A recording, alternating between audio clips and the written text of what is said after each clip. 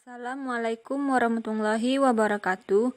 Perkenalkan, nama saya Eliza Juliana, NIM 248 201064, kelas Farmasi 1B. Dosen Medi Adriani M. From SCI. Mata kuliah Anatomi Fisikologi Manusia. Baiklah, di sini saya akan menjelaskan tentang proses perkemihan. Sistem perkemihan. Sistem perkemihan adalah suatu sistem di mana terjadinya proses penyaringan darah sehingga darah bebas dari zat-zat yang tidak dipergunakan oleh tubuh dan menyerap zat-zat yang masih dipergunakan oleh tubuh. Zat yang tidak dipergunakan oleh tubuh larut dalam air dan dikeluarkan berupa urin. Susunan sistem perkemihan. 2 ginjal yang menghasilkan urin, 2 ureter yang membawa urin dari ginjal ke vesika urinaria kandung kemih, 1 vesika urinaria tempat urin dikumpulkan, 1 uretra urin dikeluarkan dari vesika urinaria. Ginjal.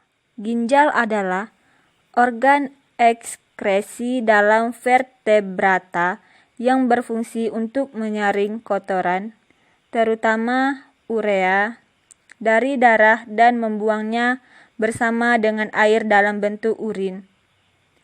Pada umumnya, ginjal laki-laki lebih panjang dari ginjal wanita dan ginjal kiri lebih besar dari ginjal kanan. Masing-masing ginjal mempunyai panjang kira-kira 12 cm dan lebar 2,5 cm. Dengan berat 140 gram. Ginjal terletak di bagian belakang abdomen, perut. Ginjal berfungsi untuk menghasilkan hormon-hormon yang bermanfaat bagi tubuh, yaitu 1. Eritropoietin, berfungsi untuk merangsang sumsum tulang untuk memproduksi sel darah merah. 2. Renin, berfungsi untuk mengatur tekanan darah. 3. Kalsitriol, bentuk aktif vitamin D yang membantu menjaga kesehatan tubuh. Fungsi ginjal. Pertama, memegang peran penting dalam mengeluarkan zat-zat toksin atau racun. Kedua, mempertahankan keseimbangan kadar asam dan basa dari cairan tubuh. Ketiga, mempertahankan keseimbangan cairan. Keempat, mengeluarkan sisa-sisa metabolisme hasil akhir dari protein ureum, kreatinin, dan amoniak. Kelima, mempertahankan keseimbangan garam-garam dalam tubuh. Keenam, mengontrol produksi sel darah merah. Struktur ginjal. Pertama, bagian paling luar dari ginjal disebut korteks. Kedua, bagian lebih dalam disebut medula. Ketiga, dibungkus oleh lapisan jaringan ikat longgar yang disebut kapsula. Keempat, unit fungsional dasar dari ginjal adalah nefron. Kelima, berfungsi sebagai regulator air dan zat terlarut dalam tubuh dengan cara menyaring darah, kemudian mereabsorpsi cairan dan molekul yang masih diperlukan tubuh. Molekul dan sisa cairan lainnya akan dibuang hasil akhir yang kemudian diekskresikan yang disebut dengan urin. Ureter. Ureter adalah saluran yang menghubungkan ginjal dengan kandung kemih.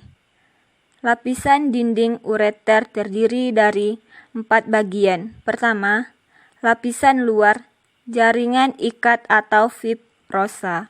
Kedua, lapisan tengah, otot polos. Ketiga, lapisan sebelah dalam lapisan mukosa.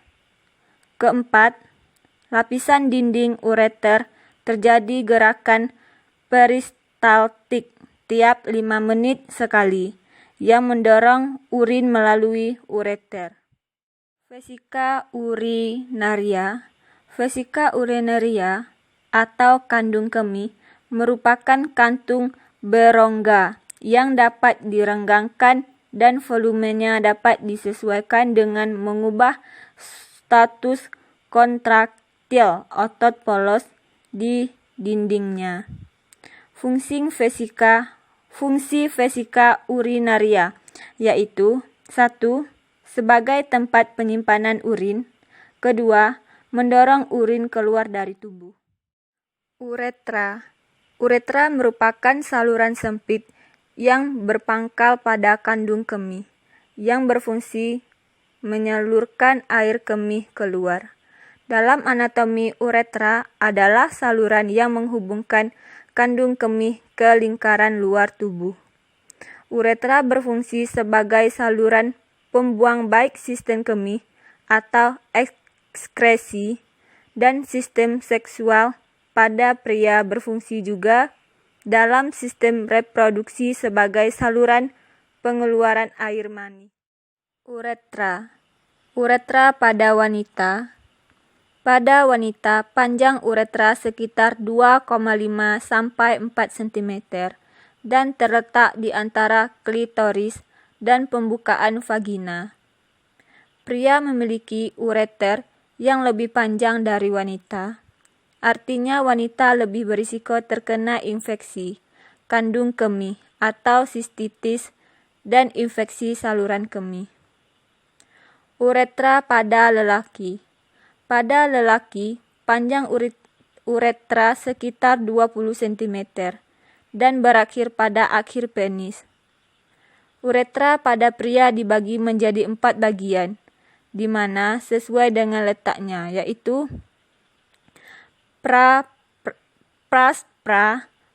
prostatika terletak sebelum kelenjar prostat. Pars prostatika terletak di prostat. Terdapat pembukaan kecil, di mana terletak di vas deferens. Pars membran sekitar 1,5 cm dan di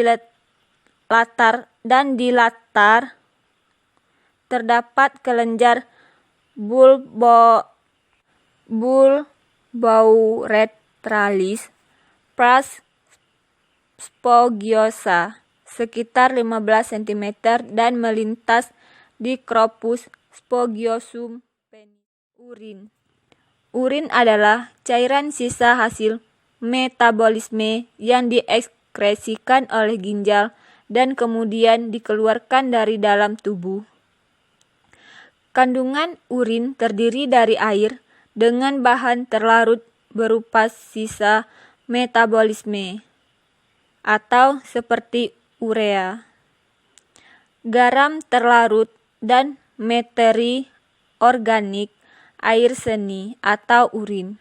Setiap orang tidak sama. Proses pembentukan urin adalah salah satu cara alami untuk mengeluarkan zat sisa metabolisme, racun tubuh, dan kelebihan kadar air untuk memelihara kesehatan. Proses di dalam urin ini melibatkan beberapa orang seperti ginjal, kandung kemih, dan saluran kemih. Tahap-tahap pembentukan urin. Pertama, proses filtrasi atau penyaringan.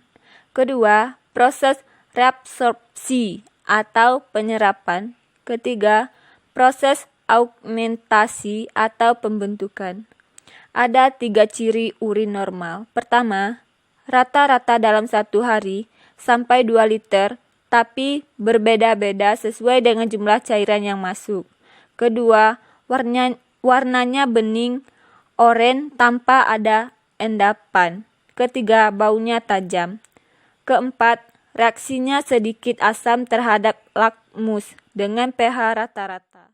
Baiklah, hanya itu yang dapat saya sampaikan. Lebih dan kurangnya saya mohon maaf. Wassalamualaikum warahmatullahi wabarakatuh.